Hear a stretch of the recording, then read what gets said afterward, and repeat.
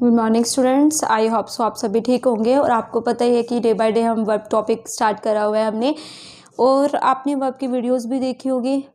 बाकी आपको मैंने देखा है कि इतने स्टूडेंट्स वीडियो को नहीं देख रहे। स्टूडेंट, आपका ही फ़ायदा है, आप उन वीडियोस को अगर आप देखते हो। अगर आपके पास टाइम नहीं है ना, आप बहुत बिजी होते हो, आप कंपटीशन की तैयारी कर रहे हो, बट आपका काम कुछ और है अभी के टाइम, है ना, यही मान लेते हैं। टाइम नहीं है ना, फिर भी उसको 2x में करके देख लीजिए। अगर आप उन वीडियोस को भी फॉलो कर रहे हैं, आपको एग्जाम में कोई ना कोई क्वेश्चन देखने को मिल जाता है। तो without taking your time start करते हैं टेंस टॉपिक। आज हम पढ़ेंगे टेंस। एक मिनट मैं मार्कर चेंज करती हूँ। आज हम पढ़ रहे हैं जी tense topic. Student, tense topic start करने से पहले आपको पता होना चाहिए कि टेंस टॉपिक हम पढ़ते क्यों हैं। डेफिनेटली आधे से ज़्यादा स्टूडेंट्स को पता होगा प्रेजेंट, पास्ट, फ्यूचर आपका टेंस के अंडर आता है। ये सबको पता होता है मैम, प्रेजेंट, पास्ट, फ्यूचर ये हमारा टेंस है। पर क्वेश्चन तो ये है ना कि है क्या ये, मतलब प्रेजेंट, पास्ट, फ्यूचर। आपने कहा कि अगर आप कल की बात कर रहे हो यस तो आपका पास्ट टाइम है, अगर मैं आज की बात कर रही हूँ तो ये प्रेजेंट टाइम है, और अगर मैं आने वाले टाइम की बात करती हूँ वो आपका फ्यूचर टाइम है। तो ये आप टेंस के अंदर पढ़ते हो यस। तो simply in term you can say that जो आपका टाइम को डिनोट करता है उसको हम टेंस कहते हैं यस। ठीक है जी, इतना पता होना चाहिए, बेसिक समझ आया होगा जो मैंने अभी बोला है आपको। अगर मैं किसकी बात करती हूँ टेंस के अंदर, डिनोट टाइम, जो किसको डिनोट करता है, आपका टाइम को डिनोट करता है। अगर मैं टाइम की बात करती हूँ तो वो टेंस के अंडर ही पढ़ा जाता है आपका। ठीक है जी। फॉर एग्जाम्पल कैसे, जैसे लिख लीजिए प्रेजेंट, पास्ट और फ्यूचर। Present, past, future. मैं यहाँ एक पॉइंट और ऐड करना चाहूँगी आपका। स्टूडेंट, टेंस का मतलब ये भी होता है कि जो आपका एक सेंटेंस को बनाने में आपकी हेल्प करता है। ठीक है, एक सेंटेंस आप सिंपली लिखते हो ना, वो सेंटेंस आपने लिखा, जैसे for example he is a good boy, he is a good boy. मैंने सेंटेंस लिखा आपके सामने, तो आप यहाँ देखिए he is a good boy, यहाँ मैंने इज़ लगाया। अगर मैं यहाँ वॉज लगाती तो डेफिनेटली वॉज ये पास्ट का हो जाता, इज़ आपका प्रेजेंट क्या है। ठीक है जी। तो आपका ये क्या करता है, एक सेंटेंस को प्रॉपर बनाने में भी आपकी हेल्प कर रहा है टेंस। ठीक है जी, ओके, समझ आ रहा होगा। जनरली टेंस आपका क्या करता है, एक टाइम को बताता है कि टाइम आप किसकी बात कर रहे हो। अगर मैं आपसे, आप पूछते हो मैम आप कल क्यों नहीं आए थे, और मैं कहने लगूँ मैं आज इसलिए आई हूँ, मतलब कोई सेंटेंस नहीं बना ना। अगर आप प्रॉपर एक टाइम की बात करते हो तो वो टॉपिक आपका टेंस के अंडर आता है। ठीक है जी। ये जो टॉपिक है ये आपका स्पोकन में भी काम आता है, कॉम्पिटिशन में भी काम आता है, एज यूजुअल भी आपके काम ही आता है। ठीक है, अगर आप हमेशा आपने यूज़ ही किया होगा सेंटेंस टॉपिक, पढ़ा होगा आपने, बचपन से पढ़ते भी आ रहे हो, present, past, future, yes yes पढ़ते आ रहे होंगे। तो स्टूडेंट, अब मैं आपसे बात करती हूँ इसके टाइप्स की। आपके इसके 4 टाइप्स होते हैं। एक आपका होता है इंडेफिनिट, एक आपका होता है कंटिन्यूअस, एक आपका होता है परफेक्ट टेंस, एक आपका होता है perfect continuous tense. Perfect continuous tense, yes देख लीजिए। अब बताना चाहूँगी आपको, यहाँ पे आपका फर्स्ट लिखा है इंडेफिनिट, सेकंड लिखा है कंटिन्यूअस, थर्ड लिखा है परफेक्ट एंड फोर्थ लिखा है परफेक्ट कंटिन्यूअस। जब मैंने आपको बता दिया कि प्रेजेंट, पास्ट, फ्यूचर होता है, तो फिर आप पूछोगे मैम ये पढ़ाने की क्या ज़रूरत है, आपको ये फॉर्म्स पढ़ाने की क्या ज़रूरत है। डेफिनेटली स्टूडेंट, जब आप बातचीत करते हो ना, तो आप बातचीत खुद सोच के, अगर मैं आपसे क्वेश्चन करती हूँ आप क्या कर रहे हो, यस या नो, तो मैंने आपसे क्वेश्चन किया ना क्या कर रहे हो। अगर मैं कहती हूँ आप क्या करते हो, समझ आ रहा है, मैंने कहा आप क्या कर रहे हो। अगर मैं आपसे पूछती हूँ आप क्या करते हो, जब मैंने आपसे पूछा आप क्या करते हो, इट्स अ इनडेफिनिट फॉर्म। आप क्या कर रहे हो, इट्स अ कंटिन्यूअस, क्योंकि जब मैंने आपसे पूछा ना आप क्या कर रहे हो, तो जिस टाइम मैं आपसे बात कर रही हूँ उस टाइम भी वो काम आपका कंटिन्यूटी में है। अब बात करते हैं परफेक्ट टेंस की। परफेक्ट के अंदर क्या होता है स्टूडेंट, जब आपको पर्टिकुलर कोई टाइम नहीं दिया होता, आप जनरली बात करते हो हाल ही में, थोड़ी देर पहले, थोड़ी देर बाद, ऐसे अगर आप बात करते हो तो ये आपका किसके अंडर आता है? परफेक्ट के अंदर, ठीक है। मैं खाना खा चुका हूँ, मैं काम कर चुका हूँ, मैं अभी थोड़ी देर पहले आई, ठीक है, मैं थोड़ी देर बाद काम कर लूँगा, तो ये तो आपका कर लूँगा फ्यूचर के अंदर आ रहा है, ठीक है जी। परफेक्ट कंटिन्यूअस, परफेक्ट कंटिन्यूअस के अंदर क्या आता है आपका? अगर मैं आपसे पूछती हूँ आप कितने समय से दिल्ली में रह रहे हो, ठीक है जी, मैंने क्या पूछा? आप कितने समय से दिल्ली में रह रहे हो, टाइम पूछा ना। एंड रह रहे हो का मतलब क्या है कि अभी भी आप वहाँ रहते हो, बट मैंने आपसे टाइमिंग भी पूछे कि कितने टाइम से आप वहाँ रहते हो, तो ये किसके अंदर आता है? आपका परफेक्ट कंटिन्यूअस के अंदर आता है।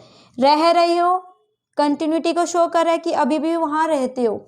परफेक्ट का मतलब क्या होता है जी? आपका परफेक्ट के अंदर आपका होता है कि आप टाइमिंग की भी बात कर रहे हो, यहाँ पे कितने समय से रह रहे हो, ठीक है। तो ये आपकी अलग अलग फॉर्म्स होती है, समझ आ रहा होगा। जो भी पढ़ा है अभी तक, कुछ नहीं पढ़ा अभी तक सिर्फ आपको टेंस बताया है। टेंस आपका टाइम को शो करता है। टेंस के अंदर 4 फॉर्म्स होती हैं आपकी।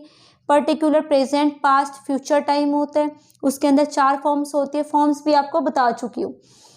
आपने एक फॉर्मेशन पढ़ी होगी बचपन में, टीचर ने लिखवाया होगा, लिखवाती हैं टीचर्स आपके, ता है, ती है, ते है, ये आपका प्रेजेंट इंडेफिनिट है। ता, था, ता, थी, ता, थे, ये आपका पास्ट इंडेफिनिट है। गा है, गी है, गे है, ये आपका फ्यूचर इंडेफिनिट है। ये पढ़ा होगा डेफिनेटली। वह काम करता है, वह काम करता था, वह कल काम करेगा। यस, रिलेट कर पा रहे होंगे।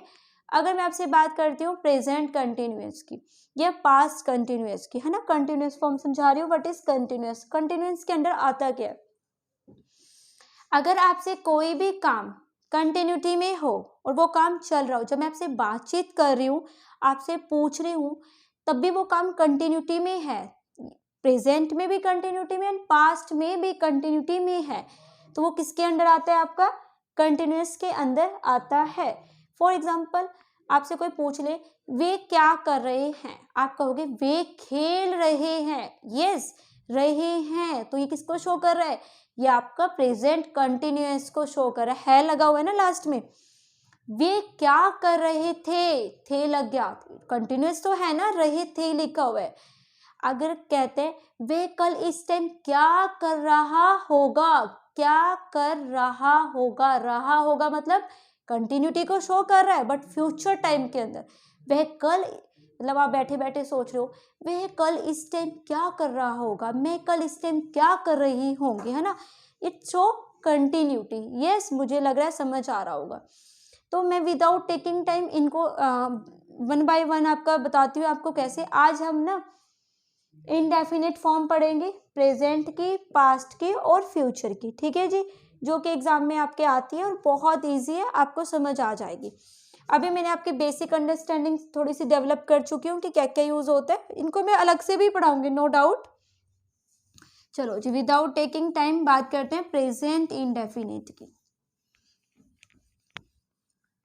स्टूडेंट्स, प्रेजेंट इंडेफिनिट लिख लीजिए। प्रेजेंट इंडेफिनिट के अंदर सबसे पहले प्रेजेंट इंडेफिनिट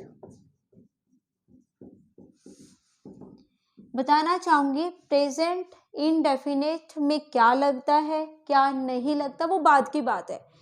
पहले आपको ये पता होना चाहिए एटलीस्ट कि प्रेजेंट इंडेफिनिट को आप कहाँ यूज करते हो। ओके, स्टार्ट करते हैं। फर्स्ट, सबसे पहली बात तो प्रेजेंट के लिए प्रेजेंट इंडेफिनिट का यूज करते हैं। यस, बट इनडेफिनिट, अगर मैं बात करती हूँ इनडेफिनिट, है ना, इनडेफिनिट में क्या होता है? अगर स्टूडेंट आप किसी की हैबिट्स की बात करते हो, अगर आप किसी के क्या करते हो, हैबिट्स की बात करते हो, आपने क्या लगाना है? Present indefinite. अगर आपने बात करना है रेगुलर एक्शन, आपने क्या लगाना है? आपने प्रेजेंट इंडेफिनिट। अगर आप बात करते हो इरेगुलर एक्शन, आपने क्या लगाना है? Present indefinite. अगर आप बात करते हो स्टूडेंट आपकी हैबिट्स, यस, अगर आप बात करते हो यूनिवर्सल ट्रूथ की, तो आपने क्या लगाना है? Present indefinite. ठीक है जी, समझ आ रहा होगा, इजी है। हैबिट्स का मतलब क्या? अगर मैं कहती हूँ वह स्मोक करता है, वह गाना गाती है, मतलब अगर आप किसी की जनरल हैबिट्स की बात करते हो तो आपने क्या लगाना है, जैसे he gets up early in the morning, वह सुबह जल्दी उठ जाती है, ये उसकी हैबिट है ना। He goes to temple daily, ठीक है, वह डेली मंदिर जाती है, it show habit, definitely relate कर रहे होंगे ना। स्टूडेंट वीडियो अगर नहीं समझ आए ना तो आराम आराम से देखिए, कोई जल्दबाजी नहीं है, क्योंकि आपको समझ आना चाहिए। मैं भी बहुत आराम से करा रही हूँ, बाकी जिनको आराम से लग रहा है वो 2x में करके देख सकते हैं, ठीक है। हैबिट्स में इट शो हैबिट, एग्जाम्पल लिख लीजिए, ही स्मोक्स। सेकंड पे आते हैं रेगुलर एक्शन। रेगुलर एक्शन क्या होता है स्टूडेंट? जो काम डेली होता है। फॉर एग्जाम्पल मैं अपना ही कंसिडर करती हूँ, मैं यहाँ डेली आती हूँ, आई कम हेयर डेली, वह यहाँ रोज आता है, ही कम्स हेयर डेली। लिख लीजिए, आई कम हेयर डेली, मैं यहाँ रोज आती हूँ, आई come here daily.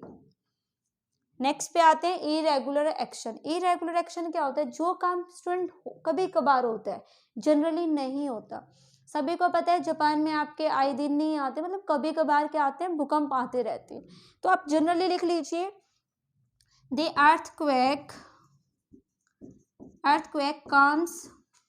Earthquake comes in Japan, ठीक है। ओके, समझ आ रहा होगा। अब बात करते हैं universal truth. What is universal truth? जो कि सच्चाई है। अगर आप कभी भी किसी सच्चाई की बात करते हो तो आपने क्या लगाना है? प्रेजेंट इंडेफिनिट लगाना है। लिख लीजिए, यूनिवर्सल मैं कहती हूँ, अर्थ रिवॉल्व्स अराउंड द सन, ठीक है जी, रिवॉल्व्स अराउंड द सन। अभी आप सेंटेंस में देखिए, अभी आप जनरल सीखिए कि मैम बता रहे हैं कि हैबिट्स के लिए प्रेजेंट इंडेफिनिट, रेगुलर एक्शन के लिए present indefinite and irregular action के लिए भी प्रेजेंट इंडेफिनिट। और अगर यूनिवर्सल ट्रूथ है तब भी आपका प्रेजेंट इंडेफिनिट लग रहा है ना। बस अभी आपको ये पता होना चाहिए। ये मैंने लिखा कैसे है ये मैं अभी आपको एक्सप्लेन करती हूँ बाद में, ठीक है जी। सेकंड लिख लीजिए, in newspaper headlines, in newspaper headlines, in newspaper headlines. And लिख लीजिए, in commentary of sports, commentary of sports, commentary of sports में भी यूज किया जाता है। अगर आपने न्यूज़पेपर पढ़ा है कभी, इंग्लिश न्यूज़पेपर, तो आपने चेक किया होगा, नोटिस किया होगा, जितनी भी हेडलाइंस होती है किसमें लगी होती है? आपकी प्रेजेंट इंडेफिनिट के अंदर लगी होती है आपकी। कैसे लिख लीजिए, first PM science the deal, PM science the deal. Second लिख लीजिए, Virat strikes the ball, commentary of sports and newspaper headlines, ठीक है जी, याद रह जाना चाहिए। साफ कर रही हूँ, इसका स्क्रीनशॉट ले लिया करो स्टूडेंट्स। अगर आप नहीं लिख रहे हो तो स्क्रीनशॉट लीजिए और बाद में एक बार रिवाइज कर लीजिए, याद हो जाएगा, ठीक है। अब मैं आपसे बात करती हूँ, एक सेंटेंस लिखती हूँ आपके सामने,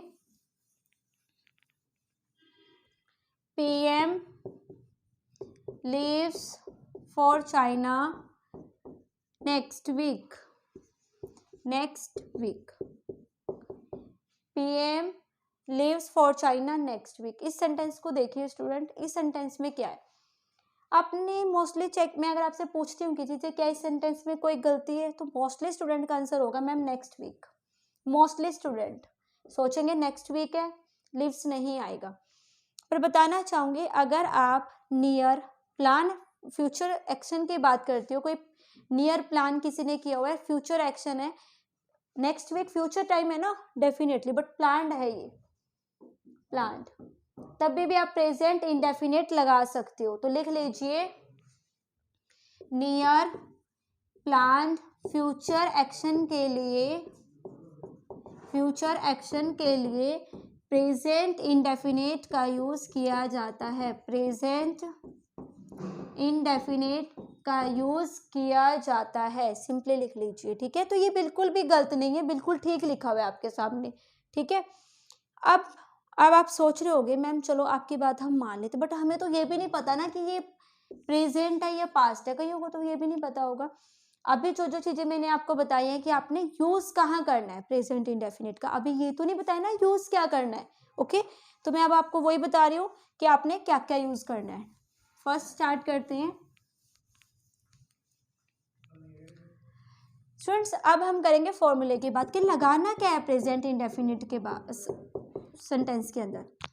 वेरी इंपॉर्टेंट, सब्जेक्ट लगाइए, वर्ब की फर्स्ट फॉर्म लगाइए, एस या ई एस लगाइए एंड ऑब्जेक्ट लगा दीजिए।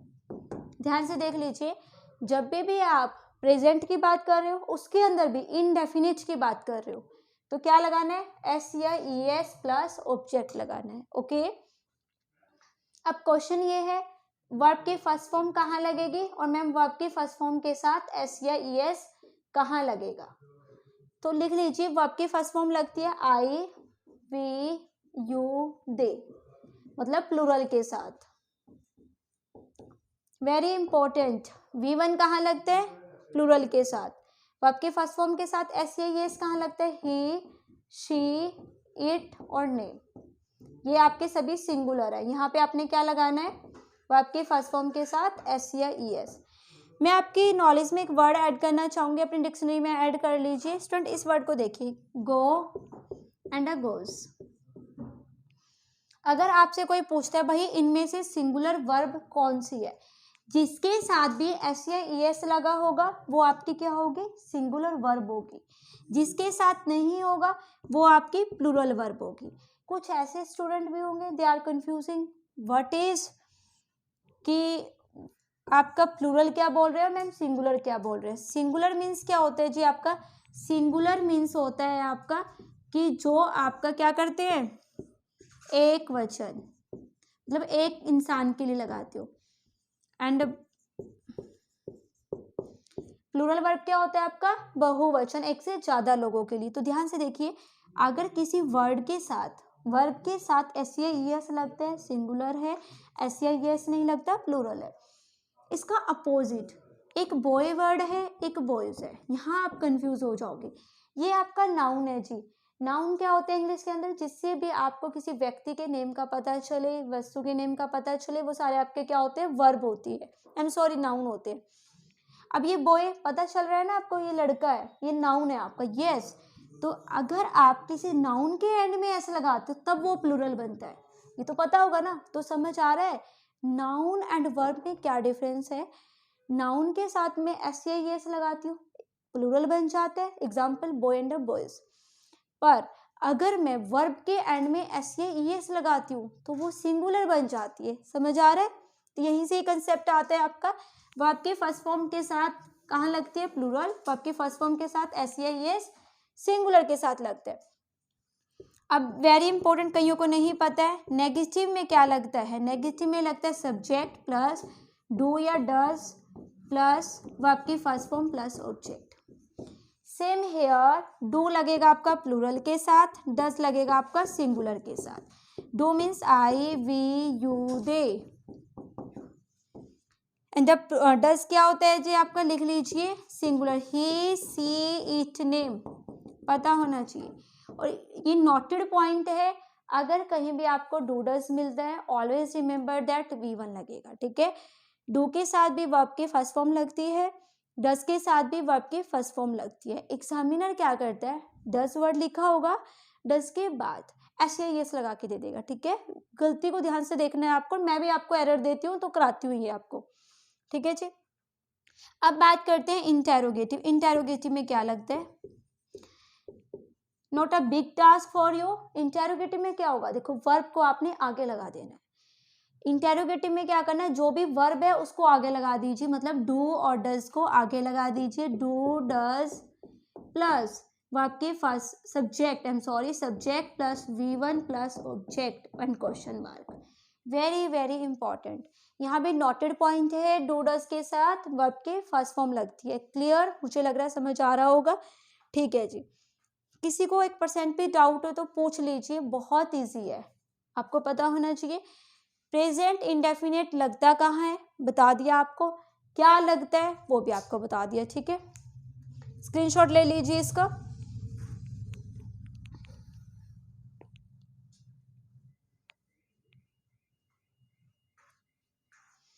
चलिए जी नेक्स्ट आते हैं past indefinite. Past indefinite students, past indefinite यहाँ पे सिर्फ एक ही जगह यूज होता है। लाइफ में कभी भी अगर आप पास्ट टाइम की बात करते हो always use past indefinite. Clear? कभी भी किसी पास्ट टाइम की बात करते हो क्या लगता है? Past indefinite. सिंपल लिख लीजिए, पास्ट टाइम को बताने के लिए पास्ट इंडेफिनिट इसका यूज किया जाता है, इसका यूज किया जाता है। सिंपल लिखिए उसको। ये कहने के लिए छोटी सी लाइन है बट बहुत बड़ी लाइन है जी। आपके एग्जाम में लाखों क्वेश्चन आते हैं। यस्टरडे देगा, हैड रीच्ड दे देगा आपको। स्टूडेंट सोचेंगे ठीक लिखा है, यस्टरडे पास्ट टाइम है, हैड भी तो पास्ट को शो करता है, बट रॉन्ग है। हैड पास्ट परफेक्ट होता है आपका। ओके, हैड के साथ में अगर वर्ब की थर्ड फॉर्म लगाती हूँ, ध्यान से देखिए, अगर मैं हैड के साथ वर्ब की थर्ड फॉर्म लगाती हूँ तो वो क्या होता है? पास्ट परफेक्ट होता है। समझ आ रहा होगा? ठीक है, ये बहुत बड़ा है, क्वेश्चन दूंगी अभी आपको, चेक करना। अब इसका फॉर्मूला लिखते हैं, बहुत इजी होता है। V2 फॉर्मूले में लिख लीजिए, very very easy. Subject plus verb की सेकंड फॉर्म प्लस ऑब्जेक्ट। इतना सा टास्क है। क्या जरूरी है यहाँ पे? वर्ब की सेकंड फॉर्म। नेगेटिव है तो क्या लगता है? डिड लगता है जी। लिख लीजिए, did plus not plus V1 plus object. Same here, do does के साथ क्या लगाते हो? वर्ब की फर्स्ट फॉर्म लगाते हो। सेम इसमें देख लीजिए, डिड के साथ आपका क्या लगता है? V1 लगता है जी। ओके, अगर मैं बात करती हूँ इंटेरोगेटिव, इंटेरोगेटिव में क्या होगा? कुछ नहीं होता है जी, डिड को आगे लिख दीजिए, did plus subject plus V1 plus object and a question mark. Clear? समझ आ रहा होगा? ठीक है जी। ओके, अब ये आपने स्क्रीनशॉट ले लीजिए इसका कि लगता क्या है? पास्ट इंडेफिनिट में वर्ब की सेकंड फॉर्म लगती है। अब क्वेश्चन कैसे आता है? पहले मैं लिखती हूँ, आपके पास एक क्वेश्चन लिख लीजिए, सिंपल लिख लीजिए एक सेंटेंस, आई केम यस्टरडे, मैं कल आया था। यस्टरडे किसको शो करता है? Past time. यस, मैंने क्या लिखा? V2, बिल्कुल ठीक है मेरा। अब प्लीज ध्यान से देख लीजिए, जिन्होंने वर्ब टॉपिक पढ़ा है उन्हें V1 V2 V3 आता होगा।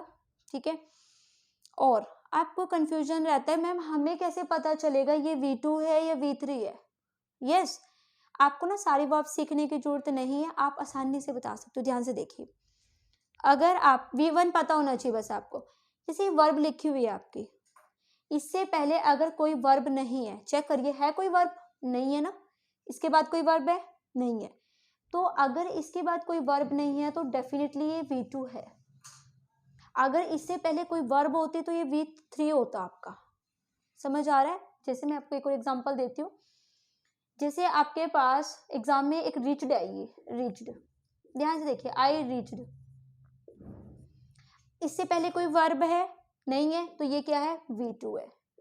अगर आपके पास होता आई हैड रीच्ड, ध्यान से देख लीजिए, या आई हैव रीच्ड, अगर ये रीच्ड से पहले कोई वर्ब होती है तो ये V3 बन जाता है। Always remember that.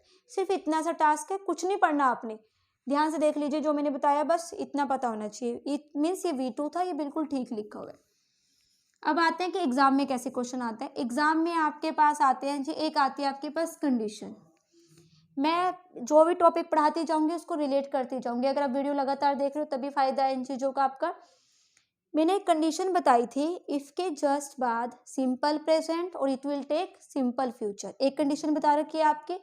Same year देख लीजिए, इफ के जस्ट बाद अगर V2 होता है तो it will take would plus V1। Very very important, star लगा लीजिए इसको। क्वेश्चन एग्जांपल लिख लीजिए, if I had money I would lend it you. मैं आपको उदाहरण दे देता, चेक करिए, हैड V2, जिसको नहीं आते प्लीज ध्यान से देख लीजिए, हैज हैव V1 होता है, हैड और हैड V की थर्ड फॉर्म होती है, ये थर्ड और ये सेकंड, सेकंड भी सेम होती है। अभी क्या बताया था मैंने, अगर इससे पहले कोई वर्ब होती, इसके बाद अगर कोई वर्ब होती है तो ये क्या होती है? वर्ब की थर्ड फॉर्म होती है, नो डाउट। अब यहाँ पे ये सिंपल अकेले लिखी हुई है, V2 है ये। इफ आई हैड मनी, मैंने लिखा ना इफ के जस्ट बाद V2, तो आगे क्या आता है, वुड प्लस वर्ब की फर्स्ट फॉर्म आती है, आपको ये पता होना चाहिए, ठीक है जी। ओके, आगे आते हैं, समझ आया होगा, वेरी वेरी इंपॉर्टेंट, रटा होना चाहिए। लाइफ में इफ के जस्ट बाद क्या दिखाई दे, वर्ब के सेकंड फॉर्म, तो क्या लगाना है, वुड प्लस वर्ब के फर्स्ट फॉर्म। क्लियर। इससे नेक्स्ट बात करते हैं, लिख लीजिए, एक क्वेश्चन है आपके लिए, it's time you should study English, you should study English. जिन्होंने मेरी क्लास लगाई है वो एकदम से आंसर कर रहे होंगे मन ही मन में, मैम यहाँ गलती है, ये ठीक कर दीजिए। यस, याद आ गया होगा आपको, पढ़ा भी होगा, कहीं भी आपको क्या मिलता है, लिख लीजिए, किसी भी सेंटेंस के स्टार्टिंग में it's time, it high time, high time, और इट्स अबाउट टाइम, ध्यान से देखिए, इट्स टाइम, इट्स हाई, रट लीजिए इसको, एग्जाम का क्वेश्चन है। It's time, it's high time, it's about time के जस्ट बाद, के जस्ट बाद अगर ऑब्जेक्ट हो, क्या हो, अगर ऑब्जेक्ट हो तो हमेशा क्या लगता है, V1। Always remember the, I am sorry, V2 लगता है, आई एम सॉरी टू से, V2 लगता है।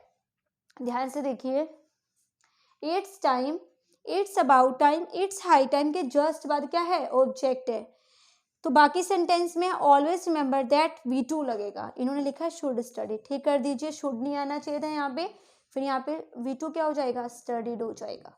क्लियर, इंपॉर्टेंट रूल याद हो, स्टार लगा लीजिए, ठीक है। बट इसका एक एक्सेप्शन है, इफ ये साफ कर देती हूँ, स्क्रीनशॉट ले लिया होगा सभी ने। एक्सेप्शन क्या है जी आपका, if I write it's time to study, is it correct और नॉट, डेफिनेटली करेक्ट है।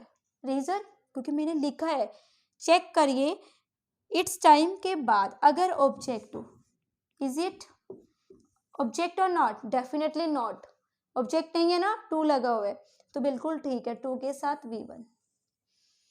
क्लियर और नॉट, क्लियर है। आपके पास जो भी मैंने आपको रूल लिखवाए हैं, पास्ट इंडेफिनिट के लिए मोर देन सफिशिएंट। वीडियो को अगर आप अच्छे से देख रहे हो, मुझे नहीं लगता एक भी क्वेश्चन आपका रुकने वाला है और एग्जाम में आप गलती करके आओगे, ठीक है। लास्ट वन, एक क्वेश्चन देते हैं आपको, सोल्व करिए इसको।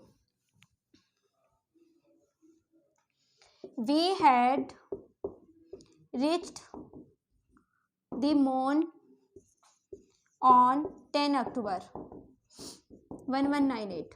जल्दी से चेक करिए, B and C and D, no error. Do answer, किसमें गलती है, किसमें गलती है जी आपकी, हैड रीच्ड, डेफिनेटली गलत है, क्योंकि सेंटेंस पढ़ के आई हो ना, पास्ट टाइम को दर्शाने के लिए किसका यूज किया जाता है, वर्ब के सेकंड फॉर्म का यूज किया जाता है। हैड के साथ अभी पीछे बताया है मैंने, इसलिए आपको, हैड के साथ अगर कोई और वर्ब होती है तो ये किसका काम करती है, वर्ब की थर्ड फॉर्म, और ये क्या है आपकी, हैड, ठीक है जी। हैड के साथ क्या दिया हुआ है आपको, वर्ब की थर्ड फॉर्म दी हुई है, तो यहाँ पे ये बिल्कुल गलत है। आपको क्या लगाना है, only past time, 10 October 1198, it is a past time, और पास्ट टाइम के लिए क्या लगता है, ओनली V2। तो यहाँ पे क्या आना चाहिए था, रिच्ड द मून ऑन, जो भी डेट लिखी है आपके, यहाँ पे नोटेड पॉइंट क्या है, ध्यान से देख लीजिए। लाइफ में कभी भी कोई पुराना टाइम मिले, ठीक है, रट लीजिए इसको, यस्टरडे भी दे सकता है एग्जामिनर, लास्ट नाइट भी दे सकता है, लास्ट सैटरडे भी दे सकता है, लास्ट मंडे भी दे सकता है, ठीक है, कुछ भी देते हैं, it will take always V2, ठीक है जी। समझ आया होगा, एग्जाम में क्वेश्चन आता है इसके ऊपर। थैंक यू स्टूडेंट्स, मुझे नहीं लगता आपको कोई भी प्रॉब्लम हुई होगी, और आई होप आपने एंजॉय किया होगा सेशन को।